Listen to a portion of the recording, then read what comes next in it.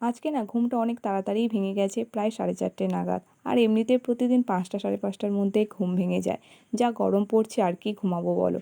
আর এই যে একটা দুটো কাজ করতে না করতে একদম ঘেমে চান, কিন্তু কিছু করার নেই, কাজবাজ তো করতেই হবে। তার ওপর ঘরে কাজ হচ্ছে, বাড়িতে মিস্ত্রি হচ্ছে, তাই কাজবাজ একটু বেশি করতে হচ্ছে। সকালবেলার কাজবাজ সেরে নিয়ে স্নান করে নিয়েছি আর ঠাকুর ঘরের পূজা ভোগ দিয়ে নিয়েছি। এখন এই যে চলে এসেছি, বর বাজার থেকে কী কী বাজার করে নিয়ে এসছে সেই ব্যাগটা আমি খালি করে নিচ্ছি।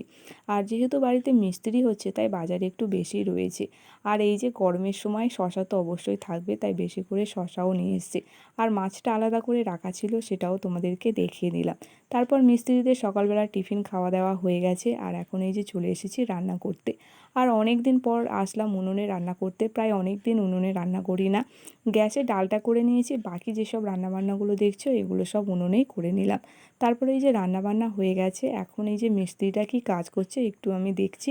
আজকের এই যে বনেতের মাজার কাজটা হচ্ছে। তারপরে এই যে ছাদের উপরে জামাকাপড় শুকোতে দিয়েছি, জামাকাপড় তো শুকিয়ে হাওয়াতে পড়ে এদিক ওদিক পড়ে রয়েছে, তো জামাকাপড়গুলো তুলে নিয়ে আসলাম। তারপর তো দুপুরবেলা খাওয়া দাওয়া করে নিয়েছিলাম। তারপরে এই যে এখন সন্ধ্যাবেলায় আমি আর আমার বর এসেছি আমাদের বাজারে। ঘরের কাজের জন্য কিছু মালের দরকার ছিল, তো সেটাই কিনতে এসেছি। আর ফুচকা খেয়েছি, আর সঙ্গে দুটো রোল কিনে নিয়ে এসেছি। আজকে রাত্রিবেলা এই রোলটা খেয়েই ডিনারটা কমপ্লিট করলাম। ভিডিওটা ভালো লাগলে